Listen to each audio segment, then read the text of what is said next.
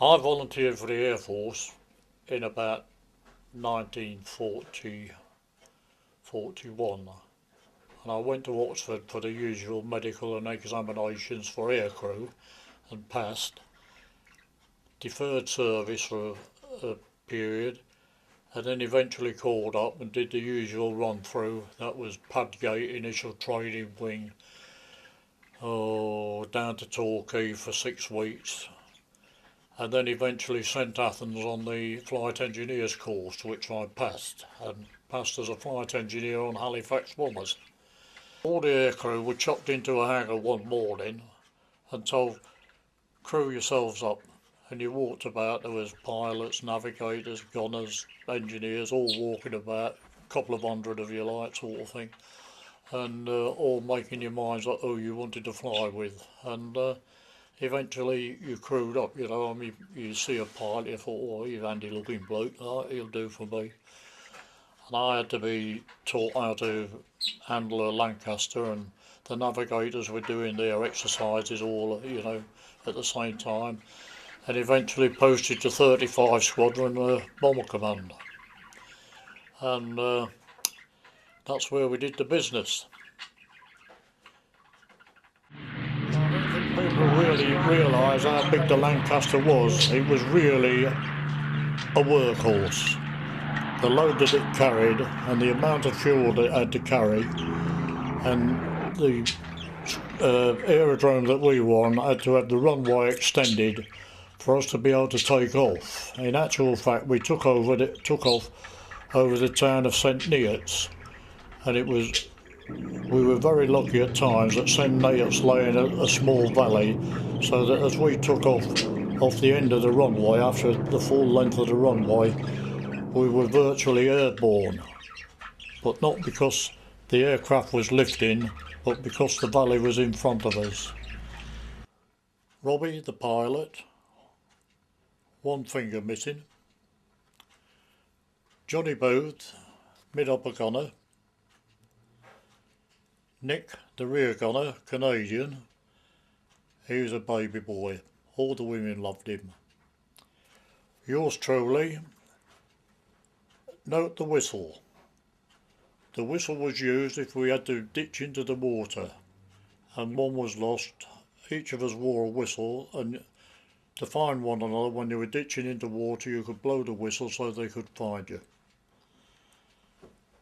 We're being attacked, and oh dear, you know, didn't give the command dive, corkscrew port or corkscrew starboard or something like that. We're being attacked, hollering and shouting, like, you know. Of course he got us all. Anyhow, it turned out we was all right. He's on him, lost it, like, you know. And then that's how we went on. We did, well, I did 25 before I was wounded. I was wounded over Hamburg. I'd gone down to bomb site to drop the bombs, and we got hit. Starboard inner engine got hit, and I got a lump of flak in my leg and my stomach and that, you know. And I'm laying down there, no oxygen on, and the navigator come down, pulled me out, like, got me all hooked up again and all right. The old engine's on fire. He done the business, feathered the engine and put the fire extinguishers on, you know. And we got out of bother, and coming back over Heligoland, we got picked up by a couple of 190s, Focke-Wulf 190s, and they give us a good strafing. But we managed to get into a bit of cloud. By that time we'd lost all the navigational gear, and all the rear turret was useless and one thing or another, but they managed to get us back with a sextant on the stars and that when we got away, like, and the navigators took readings on the old stars. We managed to get home all right. When we landed, the bomb doors fell off. As we hit the runway, the bomb doors fell off onto the runway, like, you know. And I finished up in Ely Hospital for 4 or 5 months with my stomach hanging out.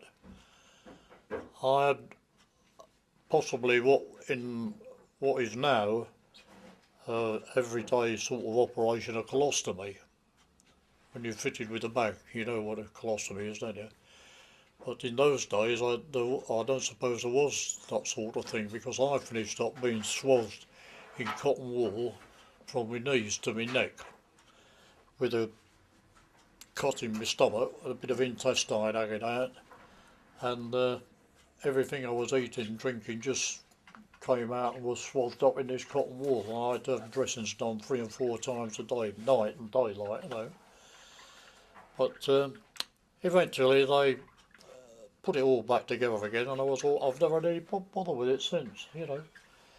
Actually, the flak went in my leg on my right thigh down here and travelled up through my groin, through my bladder, through my intestines, and dug it out just below my navel. But so you can tell how lucky I was, can't you? And that was another thing. When we were over Heligoland, the skipper gave word to bail out.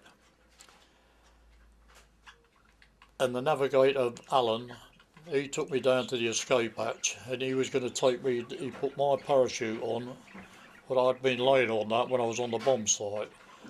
And he put my parachute on and was going to take me down with him. But anyhow, with the rear gunner, he was left out. He couldn't get on the beam to bail out, and he couldn't get back in the aircraft. So the skipper said, oh well, we'll carry on, sort of thing, you know. So we never went. If we had gone, it's never been known for 2 people to bail out with 1 parachute. That's never happened, not with the old parachutes that we had.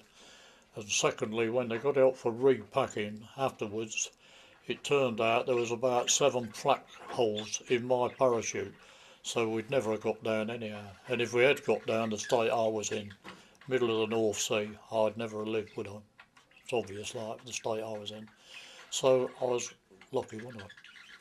Somebody up there was looking after me. These are several telegrams that were sent whilst I was in hospital, and the first one to be sent is to my parents. It says, regret to inform you that your son, Sergeant Hatton, has been admitted to RAF Hospital Ely on the 29th and placed on the dangerously ill list, suffering from gunshot wounds on the right thigh.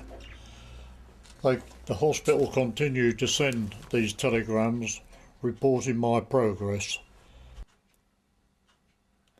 Whenever I get a letter from the navigator, Jack, he always refers, we few, happy few, we are a band of brothers, and for today he who sheds his blood with me shall be my brother. And he always puts that in his letter if he writes to me. Most service people got a medal. Well, we did. We got the aircrew medal, we got the aircrew over Europe, we got the France and Germany star, but we never actually got an aircrew medal for what we did as bombing. And lots of people have come up that what we did was wrong. But it's a fact that we'd never have won the war if it hadn't been for the bomber boys. And when you reckon that it was 55,000 aircrew were killed doing that job, compared with the number of people that have been killed in operations since. They talk about Iraq and places like that now, 200 or 300 men lost in a period of 3 and 4 and 5 years, and we had 50,000 young fellows killed in a matter of, 3 or 4 years, 55,000. All aircrew had nothing to show for it with regards to a medal, which I think was, well, was it worth it? We didn't want a medal, did we? I mean, they give us a medal now and again, our DFCs and AFCs, and no good to us, were they? Didn't mean anything to us. Nobody recognises them now. If I walked down the street now with my medals pinned on my breast, people wouldn't know what they were for, would they? They'd say, what are they for? Don't know, do they? I mean, look at the way they're performing now, because the Land Army girls are going to get a medal. The London Army girls must be 80 years old now, what few of them are left, so they decide to give them a medal when they're 80 years old. So they'll have to hurry up with us, won't they? No, I don't think it was worth it, not to lose 55,000 men like that. And we're all young men. I mean, I was really old when I was in it, 24 years old, and I was an old one.